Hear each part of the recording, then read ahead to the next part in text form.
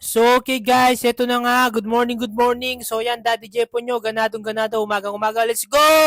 Yan! So, yan guys, di ba? Kahapon nga, hindi natin naayos yung mga pinamili natin. So, eto, ayusin na ni Daddy Jepo nyo. Yan, kailangan umagang umaga, ganado tayo. So, yan guys, pansin nyo naman, tinira ko na agad yung mga instant noodles. So, yan, tuloy-tuloy lang po tayo, mga sir, mga ma'am. Yan, kita nyo naman, oh.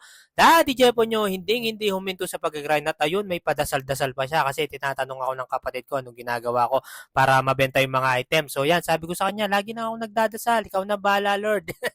So yan, totoo naman talaga, lahat naman ng mga ginagawa ko, pinapaubaya ko kay Lord, siya nang bahala, ako nang gagalaw. Diba? Dapat kailangan natin yung mga yun sa business natin guys. Dahil kung wala si Lord, ewan ko lang kung nasan tayo ngayon guys. So ito, pansin nyo naman, nandito na ako sa mga candies.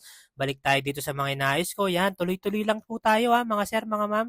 Kita nyo naman ha, actually guys, yan, si Daddy Jepo nyo, may sinat dyan. Pero tuloy-tuloy lang, hindi ako hihinto guys. Kailangan nating maano yung business natin, mapalago pa natin para matupad yung mga pangarap natin. Lagi ko namang sinasabi sa inyo yan guys.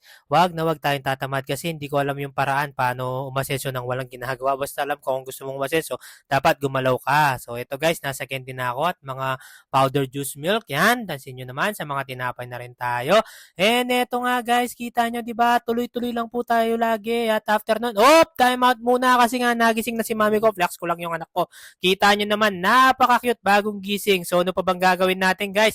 Siyempre, pag prepare na natin ng food si mami, yan yung mga nakapagpasaya sa akin guys, yung sinuserve ko yung family ko guys. At dahil lagi ko nga silang kasama, ito pala yung ulam namin guys kasi malamig yung panahon yan.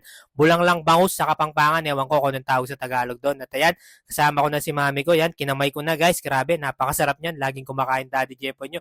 Tumataba na talaga ako guys, hindi pa naman ako makapag-exercise. Pero okay lang yan guys kasi natutunaw yan sa kakagrind natin guys. So yan, di ba? Tuloy-tuloy lang. And after nun, ito, talaga nararamdaman ko na yung lagnat ko. Minom na ako ng gamot, guys. Yan, kailangan pa nating ihatid si mami. Yan, 'di ba? At eto na nga guys, eto hatid ko na siya. Yan, medyo tumatamlay na ako diyan guys. Naramdaman ko talaga na sakit na yung katawan ko tsaka ng ulo ko. Ewan ko ba na ano yata tayo kahapon na ulanan. So yan, sana matanggal na ito mamaya. At eto, nandito na kami sa work ni Mami. Siyempre, pampabuenas. At eto na nga guys, mabilisan na lang.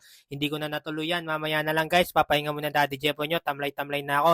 So, pahinga muna ako guys. Mamaya na lang. Finger heart pa rin kayo sa akin. Ingat.